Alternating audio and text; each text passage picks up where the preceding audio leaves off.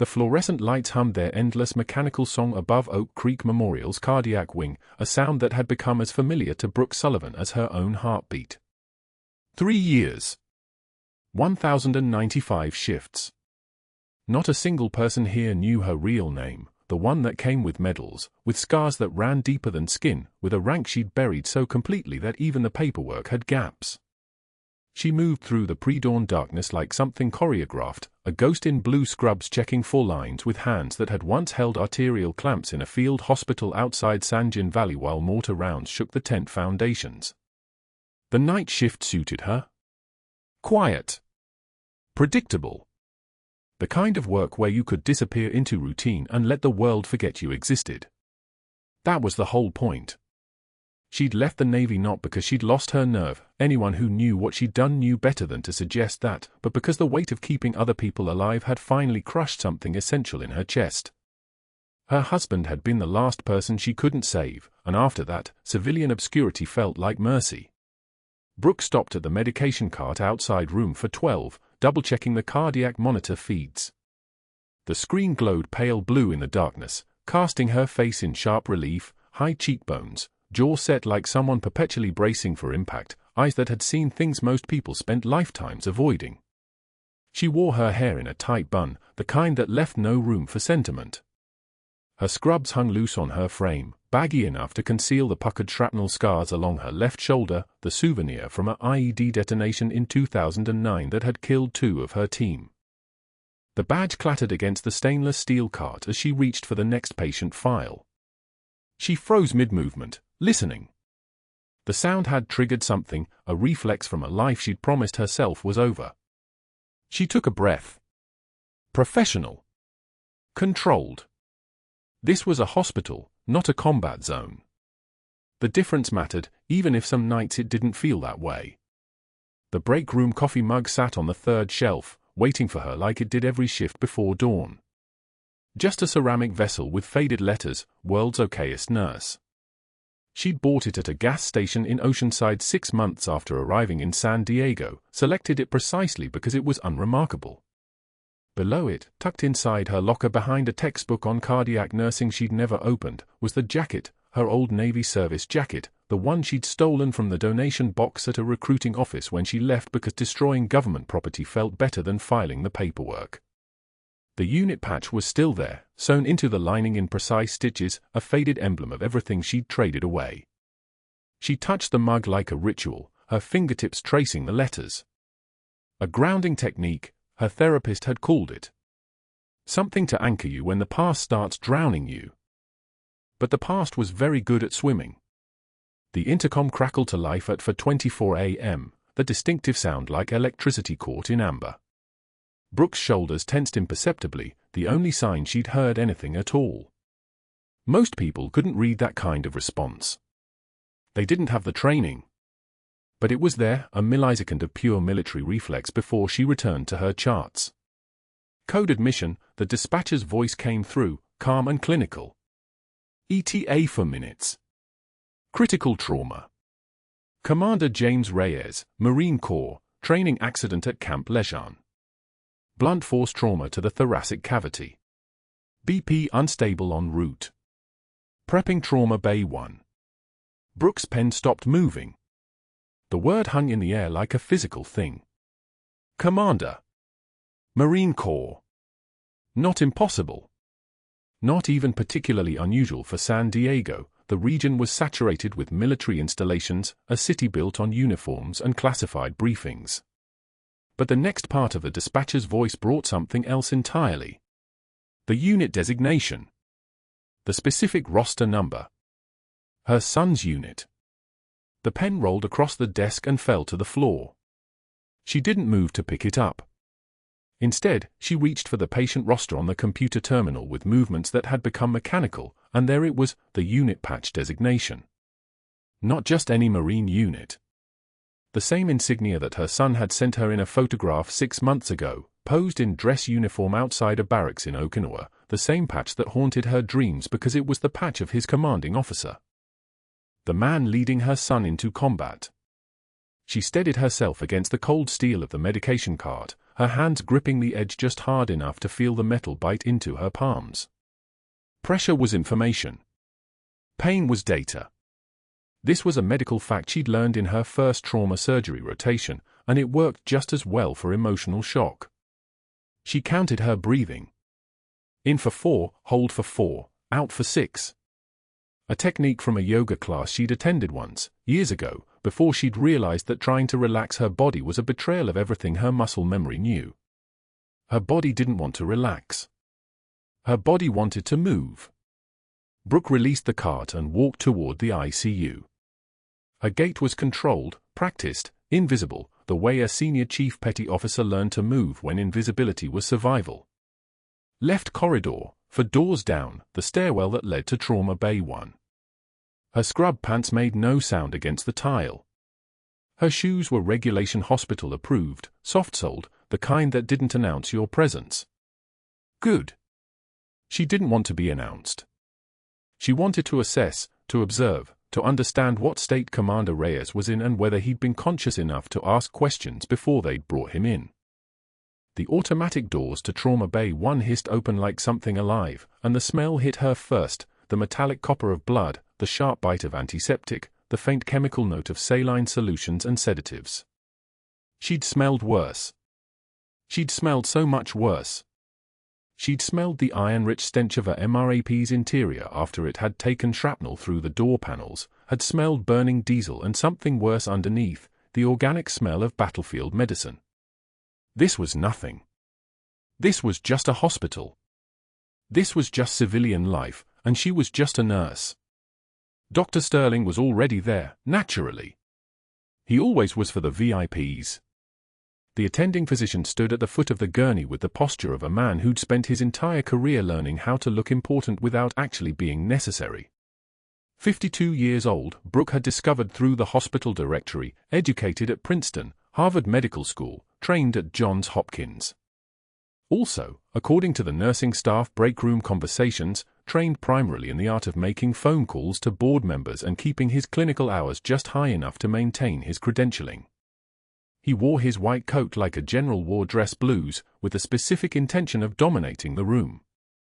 The coat was pristine, unstained, the kind of coat that suggested he spent more time observing procedures than performing them. His hands were manicured, the nails clean with a shine that spoke of regular maintenance at places Brooke could never afford to visit. "Stand back," Sterling said to the nurses already gathered around the gurney. His voice had that particular quality of someone who'd learned to make ordinary requests sound like military commands. "I need room to work. Move that monitor." "No, the other one." Incompetence is contagious in this department, apparently. Brooke stood just inside the doorway, her presence so carefully rendered invisible that the attending physician hadn't yet registered she existed. Good. That bought her time to assess the patient.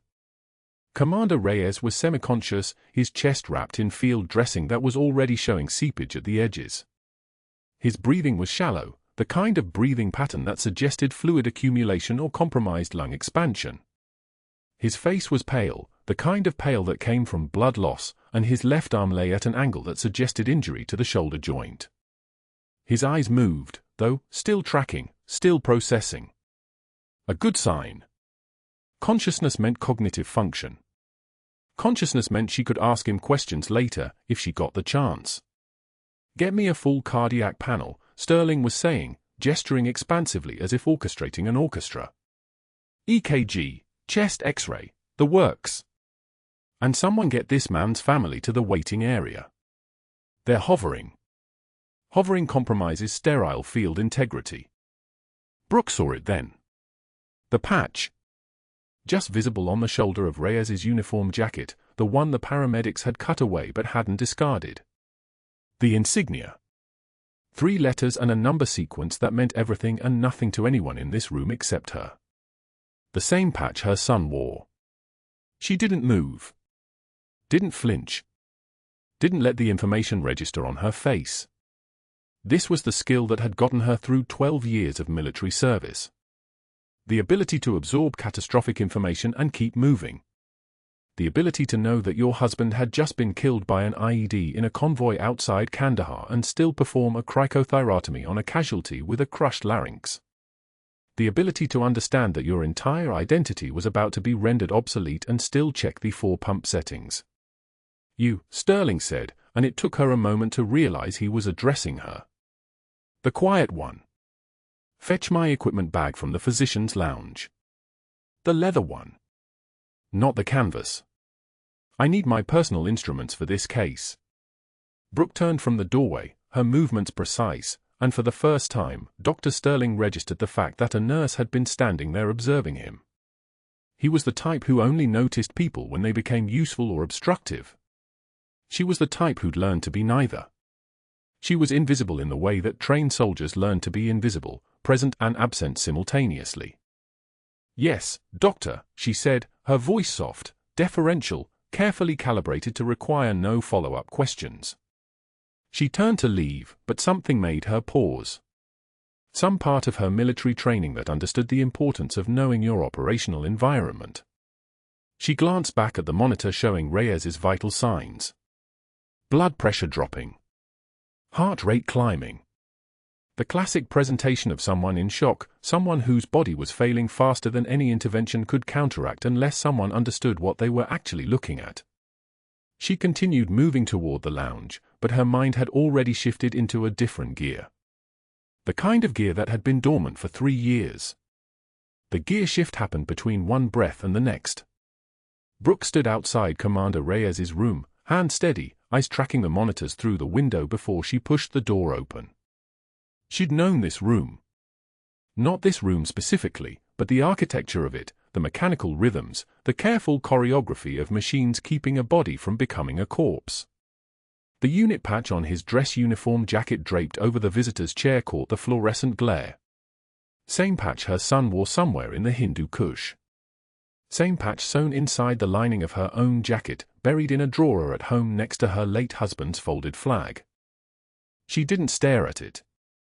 3 seconds, maybe less. The hesitation was barely visible, just a fractional pause at the threshold. But Dr. Sterling, already stationed at Reyes's bedside with the precision of a general claiming territory, caught it like a predator senses blood in water. Standing beside him were Reyes's wife, shoulders rigid, hands white-knuckling the bed rail, and 2 teenage daughters in matching sorority sweatshirts that hung limp and useless on their frames. A Marine captain in dress uniform stood in the corner, jaw clenched, watching everything with the focus of someone tasked with bearing witness. Nurse Sullivan, Sterling said, his voice like a tank idling in a garage, low and menacing. Are you confused by the equipment, or is this just another example of your general incompetence? Brooke moved toward the cardiac monitor. The lead on the left side had begun to drift. A small adjustment. Nothing that required his permission or his presence. Monitor leads loose. I'm repositioning. Did I ask for your diagnosis? Sterling stepped sideways, blocking her approach. He was a tall man, built like someone who'd spent more time at fundraisers than in any ICU, but he used his height the way a smaller man learns to use volume. I'm the attending physician here.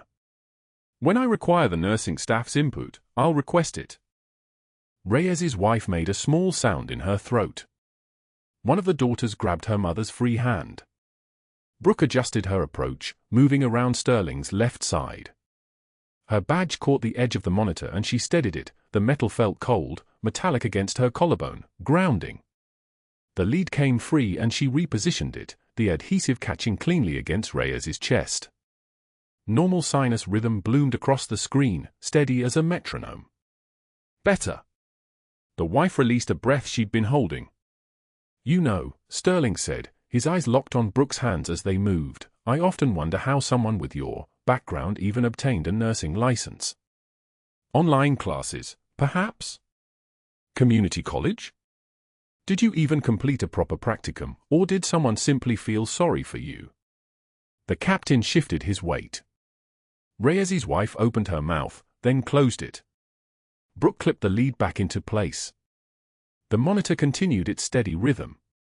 She straightened, met Sterling's gaze with the same flatness she'd once used when clearing rooms in Helmand, when emotion was the thing that got you killed.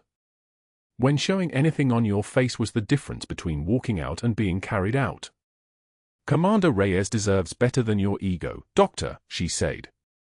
Her voice didn't rise. It didn't waver. It simply existed in the room like a fact, immutable as gravity. Sterling's face flushed from his collar upward, a violent spread of crimson that made the captain wince. His mouth opened once, twice, before he jerked his head toward the door. In the hallway. Now. She followed him out, and he wrote her up standing against the wall using his clipboard as a desk, his pen pressed so hard against the paper that the tip almost pierced through. Emotional instability. Patient care concerns. Formal review pending. His handwriting was small and vicious, every letter a weapon. He stapled the violation to her personnel file right there, then marched toward the break room and posted it on the unit board where every staff member on shift would see it within the hour. The break room smelled like burnt coffee and the particular staleness of a space that recycled the same air at 3 in the morning. Brooke sat down at the table with her own lukewarm cup, the coffee had gone the color of weak tea hours ago, and opened the patient chart on her tablet. Monitor trends. Vitals. 3 days of continuous observation that showed a man clawing his way back toward stability if Sterling would just stop interfering with the process. 4 nurses sat across from her. When she sat down, their conversation didn't pause. It simply ended. One of them scraped her chair backward. The others followed, moving in synchronization, their scrubs whispering against each other as they stood and left. The sound of their exit was the sound of social death, efficient, coordinated, complete. None of them looked at her. The last one paused long enough to grab her water bottle, then was gone. Brooke sat alone with her cup and Sterling's handwritten notice on the board. The fluorescent light above the table buzzed with the consistent hum of something slowly dying. Rain hammered the small window that faced the parking lot, each drop hitting like applause for a show nobody wanted to see. She lifted her coffee to her mouth. Cold. She set it back down. Through the glass partition that separated the break room from the unit corridor, Sterling stood with his phone pressed to his ear. His face was still flushed. He was talking, his free hand moving in short aggressive gestures, and even without sound she could read the shape of it. Damage control. He was already moving to the next phase, the phase where inconvenient nurses simply cease to exist on the organizational chart. He looked toward the break room. Through the glass, directly at her. And he smiled. The kind of smile that said he'd already won. The kind of smile that said she should start packing her things. One tear escaped. Just one. She felt it track down her cheek before she could stop it. She wiped it away with the back of her wrist, never breaking eye contact. Let him see it. Let him think it was fear. Let him believe the hesitation at the threshold of Reyes's room was the whole story, a timid nurse who couldn't handle the pressure, who was too emotionally entangled with a patient to maintain professional boundaries. Sterling mouthed something. "You're done here." Brooke didn't look away. She picked up her coffee cup, brought it to her lips, and took a slow drink even though it had gone cold enough to taste like old copper and defeat. She set the cup down. Picked up her tablet. Returned to the patient chart while Sterling watched through the glass like a man who'd already written the ending. But that wasn't the worst part. 2 nights later, at 0300 hours, everything changed. The monitor spike hit at 0300 hours like a scream. Rapid breathing. Distended neck veins. Tracheal deviation. Brooke was 12 feet away when she heard it, the subtle shift in tone that meant her body was failing. She moved. The graveyard shift nurse station fell silent as she passed. Her hands were steady. Her face showed nothing. Commander Reyes's room glowed under fluorescent lights that buzzed like insects. His oxygen saturation was already dropping. 94, 91. 88, the numbers fell like stones into water. Brooke pushed through the door and found Sterling fumbling with the crash cart, his manicured hand searching through drawers with the precision of a man reading a menu at a restaurant he'd never been to before. 3 seconds of hesitation. 4. 5. The kind of delay that kills people in combat zones, and Brooke had seen it before, doctors who looked good on charts but froze when the body stopped cooperating. "Tension pneumothorax," she said. Not a question. Not a request. Statement of fact delivered in a voice that had once commanded corpsmen under mortar fire in the Jolan district of Fallujah. Sterling's eyes narrowed. "I have this, nurse." "Stand back." The patient's breathing was labored now. Each inhale a desperate fight against the pressure building in his chest cavity. O2 sat dropping. 85, 82. The room felt like it was shrinking. Brooke could hear her own pulse, steady and slow, the kind of calm that only comes from having already survived the worst. She'd heard this exact breathing pattern before, a lance corporal named Martinez in a field hospital outside San Juan Valley, bleeding out in her hands while rounds snapped overhead, and she was the only one between him and death. She knew what came next if nobody moved now. Sterling was still holding the crash cart drawer open. Still searching. Still hesitating. Brooke didn't ask permission. She moved past him the way water moves around rock, inevitable and without negotiation. Her hands were already moving, reaching for the 14-gauge angiocath needle, her muscle memory taking over like it always did, the 10-year gap between then and now collapsing into a single moment where there was no time for civilian protocols or hierarchy or the careful invisible life she'd built. There was only a man whose lungs were being crushed by his own anatomy and a procedure that existed in the space between breathing and not breathing. Second intercostal space. Midclavicular line. She knew the landmarks like she knew the shape of her own hands. The needle went in with a sound like air escaping a tire, and then Reyes's body did what bodies do when pressure releases, it remembered how to breathe. The hiss of air. The sudden expansion of his chest cavity. His oxygen saturation climbed like someone climbing out of a grave. 85, 88. 92, 95. His heart rate stabilized. His color returned from gray to something resembling human. Sterling watched the entire sequence from 3 feet away, his face shifting from arrogance to something harder to name. Something that looked like fury wearing the mask of professional concern. "I was about to perform that procedure," he said quietly. Brooke was already securing the needle, her hands moving through the motions of aftercare with the same precision that had earned her a Navy Cross and 2 Purple Hearts in places that didn't appear on civilian job applications. She didn't look at him. "No, you weren't." The room went so quiet you could hear the ventilator wheeze its mechanical rhythm. 3 seconds. 4. Then Sterling's jaw tightened and he turned on his heel and walked out, his designer shoe silent on the tile floor. What happened in the next hour would define everything that came after. By 0400, Sterling was in his office with the door closed and his phone pressed to his ear.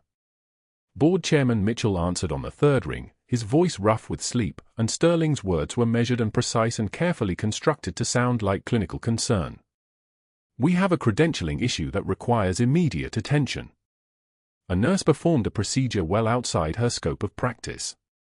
Emergency needle decompression without physician authorization. Patient safety risk. "I need suspension authority by morning." Mitchell woke up fast. Questions came. Sterling answered them with the efficiency of someone who'd prepared this speech already, maybe rehearsed it in the shower, maybe dreamed it during the moment when Brooke's hands moved and his didn't. Yes, it was successful. That's precisely the problem. She's dangerous because she appears competent. I want her credentials pulled and investigated for the gaps in her employment history. By 0430, he'd called the hospital attorney. By 0445, the nursing director. By dawn, a private investigator named Helmand was walking into his office with a folder and Sterling was writing a check for $5,000, cash, and not asking questions about where exactly Helmand was getting his sources or how easily he accessed medical personnel files that were supposed to be sealed. The preliminary report was thin but damaging. Brooke Sullivan's file showed continuous employment from 2005 to 2012. Then nothing. 6 years of blank space. No forwarding addresses, no employment records, no tax filings that could be traced. She reappeared in 2018 with a nursing license renewed through the Navy Reserve and a reference from someone named Holloway who didn't have a last known address.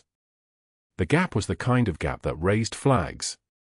It was the kind of gap that suggested something classified or something criminal, and Sterling knew which narrative would stick better in the minds of hospital board members who'd already decided she was a problem. By 0900, Sterling had forwarded the preliminary report to 3 board members with subject line, urgent, potential fraud in nursing staff. He'd used the word falsification 3 times. He'd mentioned security clearance concerns twice. He'd quoted a single phrase from Brooke's medical record, unauthorized advanced procedures, and positioned it like she was running an underground clinic from the supply closet. Meanwhile, Brooke was in the staff locker room with her shift over, staring at the unit patch sewn inside the lining of her jacket. The fabric was faded. The insignia was the same one Commander Reyes wore. The same one her son was wearing somewhere in a combat zone that she wasn't allowed to know the name of, in a unit she wasn't allowed to ask about, doing work that required him not to call home for weeks at a time. Her phone sat on the bench beside her. No messages. No calls. 6 weeks since she'd heard his voice. 6 weeks of the silence that came from loving someone whose job was to disappear. She'd chosen this, the anonymity, the invisibility, the deliberate disappearance from a life she couldn't live anymore. When her husband died on a surgical table at Landstuhl Regional Medical Center in Germany, when she'd held his hand as they turned off the machines, when she'd buried a man who'd spent 23 years in the Navy and come home broken, she'd made a decision. She couldn't keep living as the woman who'd watched that happen. She couldn't keep being the rank she'd earned or the wife of the man she'd lost or the mother who knew where her son was deployed because she would spend every waking moment in terror. So she'd walked away. Just walked away from her chain of command, from her son, from everything that carried weight, and she'd become invisible in a hospital in San Diego where nobody asked questions about the gaps in your history and the scars on your hands told no particular story. But that wasn't the worst part. The worst part came at noon when Security Officer Davis appeared at her station with a cardboard box and his eyes were very carefully not meeting hers, which meant he already knew what was in that box and he was embarrassed and he hated this part of the job. "Dr. Sterling asked me to walk you out," Davis said quietly. "Your credentials have been suspended pending investigation. You're to collect your personal items and exit the facility." She looked at the box. Standard issue. White cardboard. The kind of box that holds everything you leave behind. Inside, she knew without opening it, would be the cracked mug that said "World's Okayest Nurse" that her son had given her years ago, before he understood what she'd actually done during those tours. Her dying succulent, the one she kept on the corner of her locker despite knowing it would never survive. The photograph in the wooden frame, her late husband in dress blues, the reason she'd walked away from a life that required her to be strong all the time. Brooke stood up. Clocked out. Didn't say anything to the nursing staff who suddenly found very important things to do in rooms that weren't hers.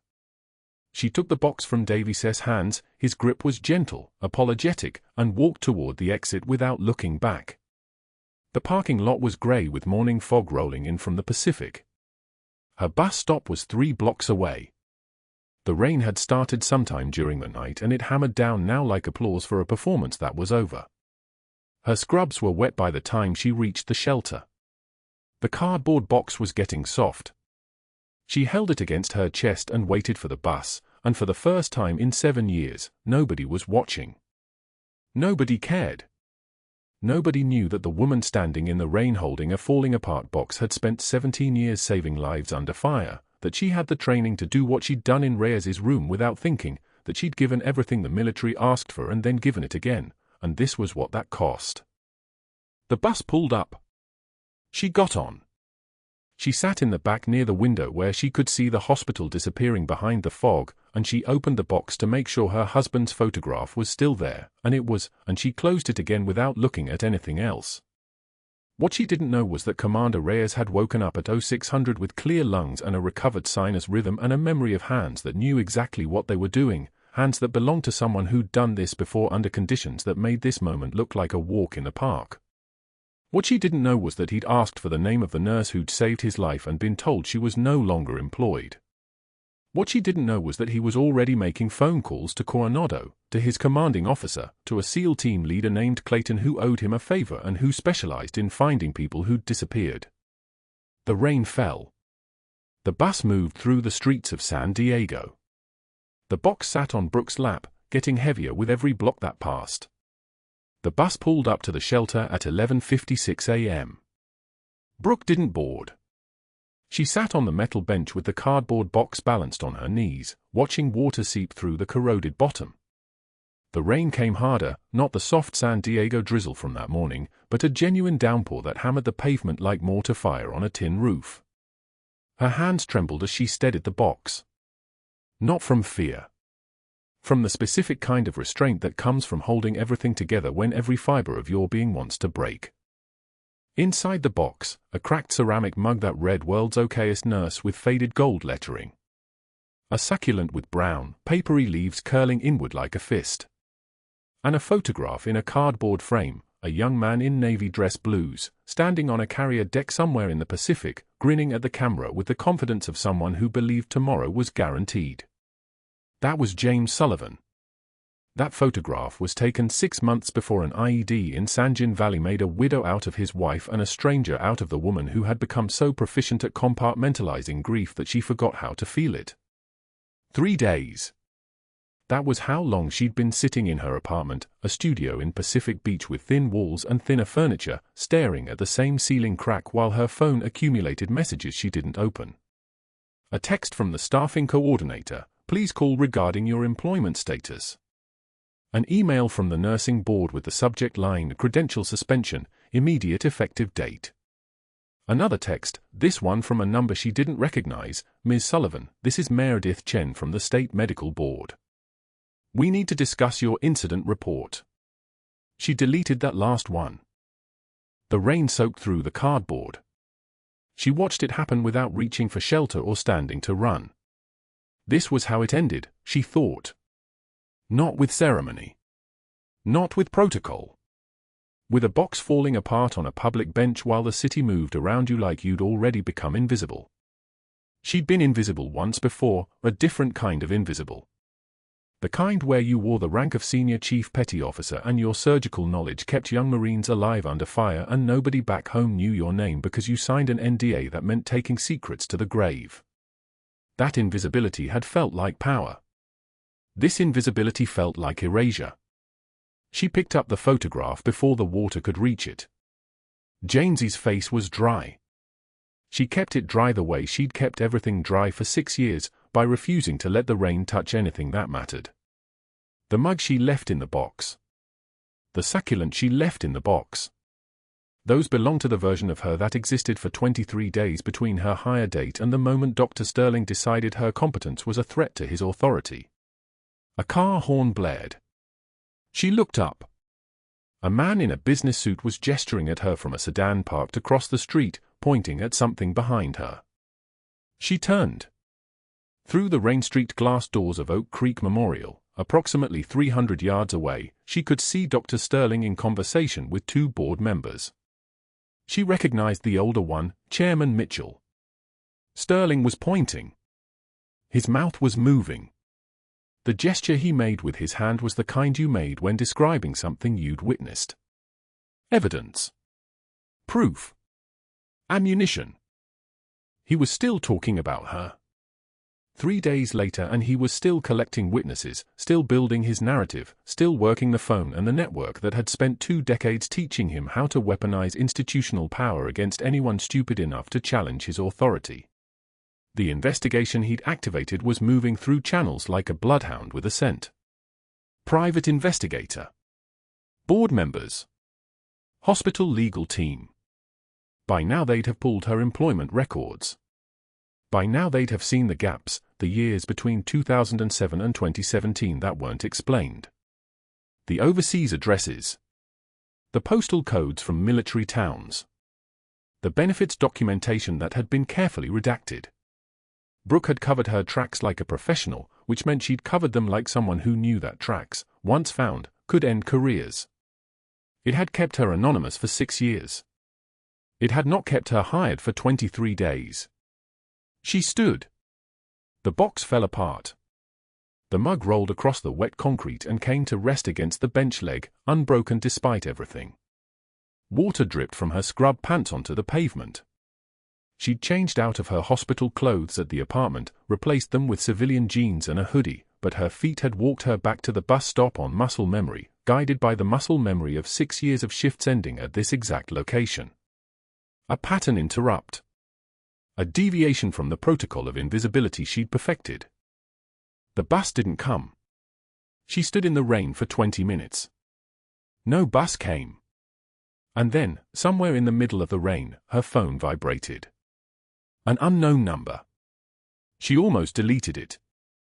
Instead, something, muscle memory again, or habit, or the specific kind of resignation that comes from having nothing left to lose, made her answer.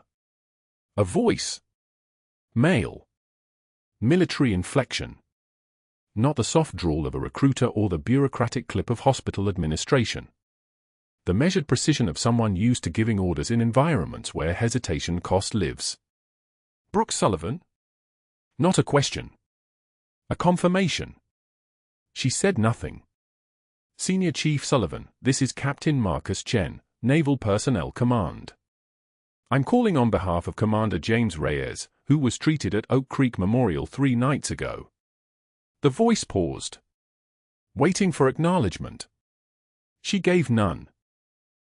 Commander Reyes regained consciousness approximately 6 hours ago. He's asked me to inform you that he's filed an official incident report with the hospital board regarding the emergency decompression procedure you performed, and he's also requested that we verify your current status in our inactive personnel database. She could see her own reflection in the bus shelter glass. Gray-eyed. Soaked. Hand steady. The trembling had stopped without her noticing. We've located your file. Senior Chief Petty Officer Brooke Sullivan, last assignment Naval Hospital Camp Pendleton, voluntary separation 2017, current location unknown. I need to ask, are you the same Senior Chief Sullivan listed as having received the Navy Cross in 2016? Rain hammered the shelter roof. Somewhere behind the hospital's glass doors, Dr. Sterling was still talking to the board chairman, still building his case, still operating under the assumption that his authority would hold because it always had. Because authority, once established, sustained itself through bureaucratic momentum. You didn't need to be right if you were loud enough and connected enough and willing to invoke the specter of protocol violations and institutional liability. Yes, Brooke said into the phone. I'm ordering you to stand by. We're initiating a command review of the incident. In the interim, I'm advising you to retain legal counsel and to expect contact from the Marine Corps within 72 hours. This conversation is being recorded. Do you understand? Yes, sir. The line went dead. She lowered the phone. The rain tasted like metal. Somewhere in the Pacific, helicopters were being readied. Somewhere in the Pentagon, files were being pulled.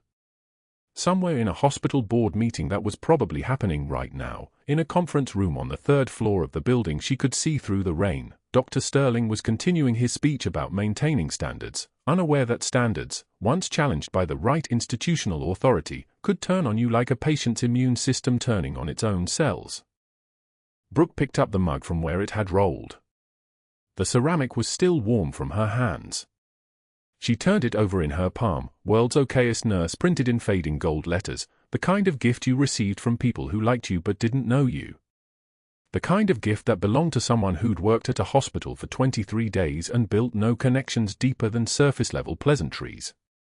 She set it back in the shelter, on the bench, where someone else might find it or where the rain might claim it. Either way, she was done carrying it. 3 days of civilian limbo. 3 days of sitting in her apartment, watching her phone accumulate messages about her suspension, her termination, her protocol violations. 3 days of knowing that her son was somewhere in a desert on the other side of the world, leading Marines into situations where split-second medical decisions meant the difference between coming home with all their limbs and coming home in a flag-draped box. And she couldn't tell him why she'd disappeared. Couldn't tell him about the nightmares or the way certain sounds triggered responses in her body that a therapist would have diagnosed in 2 sessions but which she'd been managing alone for 6 years. couldn't tell him that his mother had walked away from the Navy not because she didn't love him but because loving him meant being absent for it, meant choosing a rank she could no longer carry over the career she could no longer sustain. The rain fell harder. She didn't seek shelter. Shelter, she was learning, was just another word for the places where you waited for other people to make decisions about your life. She walked home instead, leaving the mug and the succulent and the empty box behind, carrying only the photograph of her husband in dress blues and the specific knowledge that somewhere inside the hospital behind her, a man was still talking, still building his narrative, still operating under the assumption that his authority would hold. He had no idea what was coming. 3 days. That was all it took for everything Sterling had built to collapse like a house of cards shuffled by a general's hand. He stood before the hospital board in the executive conference room on the 4th floor, mid-sentence, mid-gesture, describing his latest initiative on maintaining standards of care with the measured confidence of a man who'd never lost a game he could control. The polished mahogany table stretched 12 feet. The windows overlooked downtown San Diego and the bay beyond. Sterling wore his best suit, Italian wool, $3,200, and spoke with the kind of authority that came from knowing the board chairman's ex-wife personally. The protocols I've implemented, he was saying, ensure that emotional decision-making doesn't compromise patient outcomes. Discipline. Structure. These are what separate excellence from. The conference room doors burst open. Not knocked. Burst. The hinges rattled against the frame. The sound echoed like a rifle shot through the carpeted silence, and every head at the table snapped toward the interruption like dogs hearing a whistle only they could understand. A Marine colonel strode through the threshold in dress blue so crisp they looked like they could cut glass. Behind him came 2 military police in dress uniforms, they're bearing the kind that made the civilian world feel suddenly very small. The colonel's face was stone. His eyes were the color of a winter sky over the Atlantic, and his presence made the air pressure in the room change, not just his size, but the weight of institutional authority he carried like a weapon he'd learned to wield before most people learned to drive. Sterling's mouth opened. Closed. "Which one of you," the colonel said, his voice like a tank idling in a garage, low and capable of moving through walls, "is Dr. Marcus Sterling?" Sterling's hand came up slowly. Not threatening. Just identifying. Colonel, I'm Dr. Sterling. Is there a problem? Perhaps we could schedule. No, the colonel said, and it wasn't a word. It was a closure. We need Senior Chief Sullivan. Immediately. The board chairman, Mitchell, tried to navigate it like a lawyer. Colonel, if there's a personnel matter, I'm sure we can coordinate through proper. There is no coordination, the colonel interrupted, and his eyes never left Sterling. There is only compliance. Bring Senior Chief Sullivan. Now. 30 seconds passed.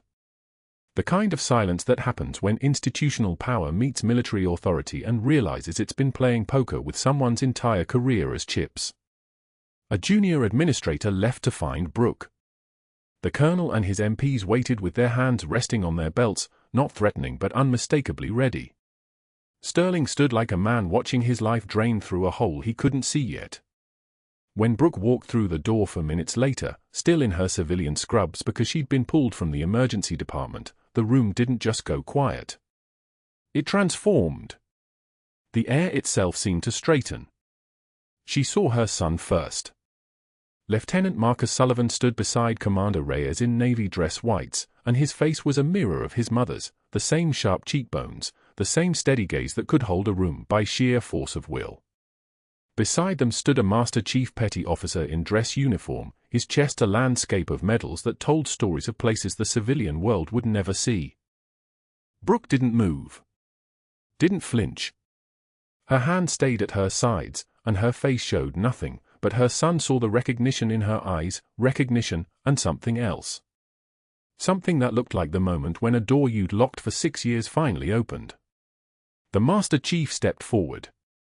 His voice had the quality of weathered steel, each word a weight. Senior Chief Petty Officer Brooke Sullivan, I'm Master Chief Petty Officer Raymond Hayes, SEAL Team 3. I'm here to read your service record into the official record of this board. he pulled a folder from inside his jacket. The pages were thick, official, marked with the seals of the Department of Defense and the Naval Personnel Command. His voice didn't waver as he read. 2 Purple Hearts. He paused. Mitchell's hand trembled slightly. Sterling's face had gone the color of hospital walls. Bronze Star for Valor under fire. Another beat.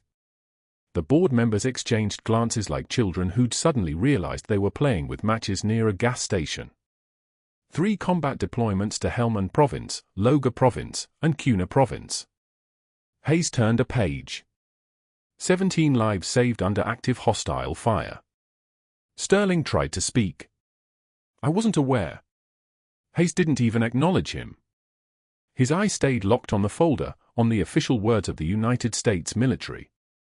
Navy Cross for extraordinary heroism during a convoy assault near Sanjin Valley, Helmand Province, in which Senior Chief Sullivan extracted for combat wounded Marines from a burning MRAP while sustaining shrapnel wounds to the right shoulder and left leg, and provided emergency medical intervention that prevented Alpha from reaching cardiac arrest prior to evacuation. The silence wasn't silence anymore. It was the sound of careers ending. Commander Reyes, still wearing the bandages from the decompression Brooke had performed, stood with his eyes forward and his jaw locked. Marcus stared at his mother with the expression of a son who'd finally understood why she'd raised him with protocols instead of bedtime stories.